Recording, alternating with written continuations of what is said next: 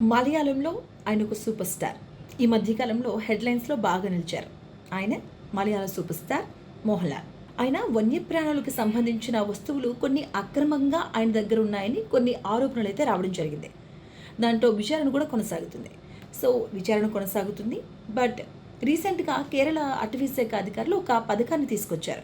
ఈ పథకంలో ఏంటంటే స్వచ్ఛందంగా ఎవరి దగ్గరైనా వన్యప్రాణులకు సంబంధించి ఏవైనా ఉంటే దాన్ని వివరాలు వెల్లడించే అవకాశాన్ని కల్పించారు. ఇందులో భాగంగానే మోహన్ లాల్ ఒక ప్రకటన రిలీజ్ చేశారు.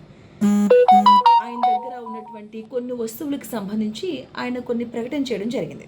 ఆ డీటెయిల్స్ మనం ఒకసారి చూసుకుంటే, గతంలో కూడా మోహన్ లాల్ నా దగ్గర ఒక 4 దంతాలు ఉన్నాయని ప్రకటించడం జరిగింది. బట్ ఇప్పుడు మరో 6 దంతాలు ఉన్నాయని ఆయన వెల్లడించారు.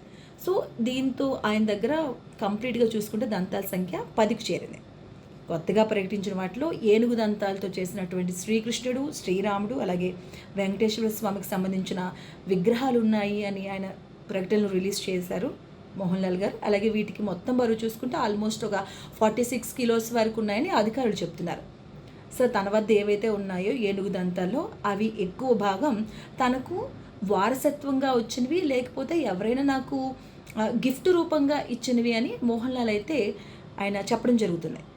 మోహన్ లాల్ ప్రకటించిన దాంట్లో మనం చూసుకుంటే ఏనుగు దంతాలకు సంబంధించి మరిన్ని వివరాల కోసం ఇప్పుడు అధికారులు వాటికి DNA ఎగ్జామినేషన్ చేయబోతున్నారు. ఆ ఎగ్జామినేషన్ తర్వాత దంతాలకు సంబంధించినటువంటి వివరాలు, అలాగే వాటి నాణ్యత గురించి కూడా కొన్ని ఇంకొంచెం డీటెయిల్స్ తెలిసే అవకాశం అయితే ఉంది మనకి.